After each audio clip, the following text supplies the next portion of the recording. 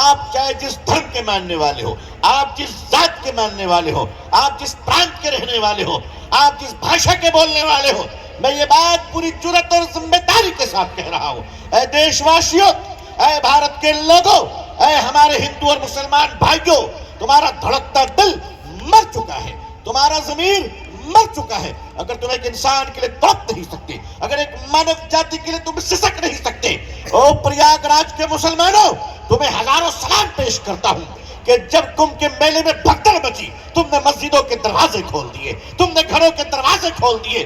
بے شک یہی تمہاری ذمہ داری ہے، یہی تمہارا کرتب ہے۔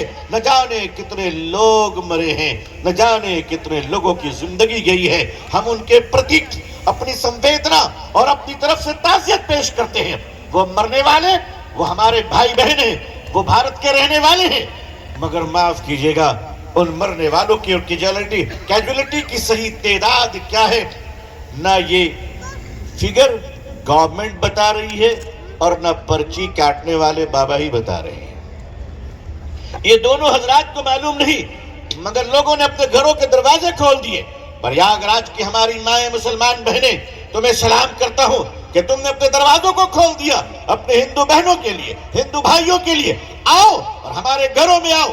جانتے ہو ہم نے ایسا کیوں کیا تھا؟ اس لیے کہ یہ ہمارے رب کا حکم ہے۔ ہم نے ایسا اس لیے کیا کہ یہ ہمارے نبی اور اللہ کے آخری رسول حضرت محمد رسول اللہ صلی اللہ علیہ وسلم کا یہ آدیش ہے کہ تمہیں انسانیت کے لیے صرف دل کا دروازہ نہیں، اپنے گھر کا دروازہ بھی کھول کر رکھنا ہے۔ اور مسلمانوں، تم نے کر بتایا۔ یہ آپ کا رحمہ فاؤنڈیشن اپنی ایک تاریخ رکھتا ہے، اپنا ایک جلوہ رکھتا ہے، اپنی شہادت رکھتا ہے، اپنی ایک گواہی رکھتا ہے۔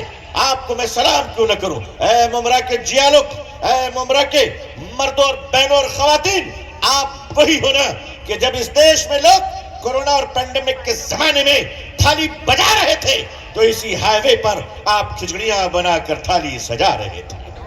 یہ آپ کی پہچان تھی۔ رحمہ فاؤنڈیشن نے ہزار لوگوں کو کھانا کھلایا، اور یقین مانیے اور انشاءاللہ قیامت تک ہم کھلاتے رہیں گے، کہیے انشاءاللہ۔ رازق اللہ ہے۔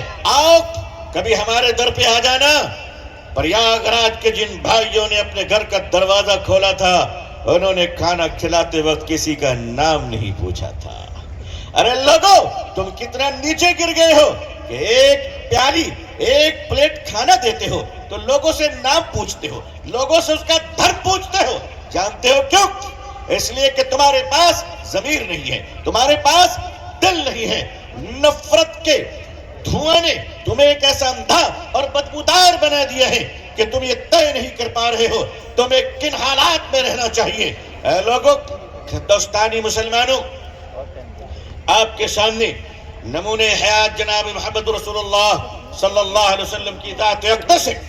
آپ یاد رکھیے، سرکاری بابا، دلال میڈیا اور نفرتی چنٹوں کی تعداد چاہے جتنی بھی بڑھ جائے، مگر آپ کو یہ ثابت کر دینا ہے کہ اندھیروں کے بڑھ جانے سے چراغ کی روشنی کبھی شرمندہ نہیں ہوا کرتی۔ انشاءاللہ آپ کو یہ بتانا ہے کہ بدبو پھیلنی ہے پھیلے، لیکن خوشبو اپنی جگہ پر ہے۔ یہ ہمارا بھارتی سماج جو ایکتا اور اکھنڈتا کا پرتیک ہے، جس کے اندر مانوتا، جس کے اندر چھما، جس کے اندر دیا، جس کے اندر کرونا، جس کے اندر مایا، یہی تو اس کی حسن ہے، اس کا یہی تو گلشن ہے اس کا۔ یہ ہمارا دیش اور اس دنیا اور اس روئے زمین میں اللہ کا یہ قانون ہے مسلمانوں، اللہ کا قانون ہے دیش واسیوں، اللہ کا قانون ہے میرے ہندو بھائیوں، کہ تین چیزیں ایک ہی جگہ پرورش پائیں گی۔ یہ تینوں کو کوئی الگ نہیں کر سکتا۔ خوشبو، پھول اور کانٹے، یہ تینوں ایک ہی جگہ پرورش پائیں گے۔ کانٹے بھی پھول کے ساتھ رہیں گے۔ گلاب خوبصورت تو ہیں، گلاب خوشبودار تو ہیں، مگر اس کے دامن میں کانٹے بھی ہیں۔ ان کانٹوں سے بچتے ہوئے ہمیں سماج کے پرتی سنویدنشیل ہو کر ہمیں ان کے لیے مایا اور دیا کے دریا بہانے ہیں۔ ہمارا مقصد یہ نہیں ہے کہ ہماری بھلائی کرنے سے، ہمارا مقصد یہ نہیں ہے کہ ہم کسی کو ایک پلیٹ کھانا کھلائیں گے تو اس سے شاید ہمیں ایم ایل اے بن جائیں، ایم پی بن جائیں، کاؤنسلر بن جائیں۔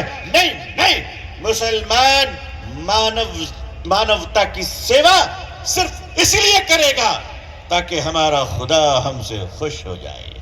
ہمارا رب ہم سے راضی ہو جائے. آپ آگے بڑھیے اور اس ملک کی نفرتوں کو ختم کرنا ہے تو محبتوں سے ختم کیجیے. یقین مانیے گا اس کائنات کے سب سے خوبصورت پودے کا نام محبت ہے، اور محبت کے پودے زمینوں پہ نہیں انسان کے دلوں میں اگا کرتے ہیں.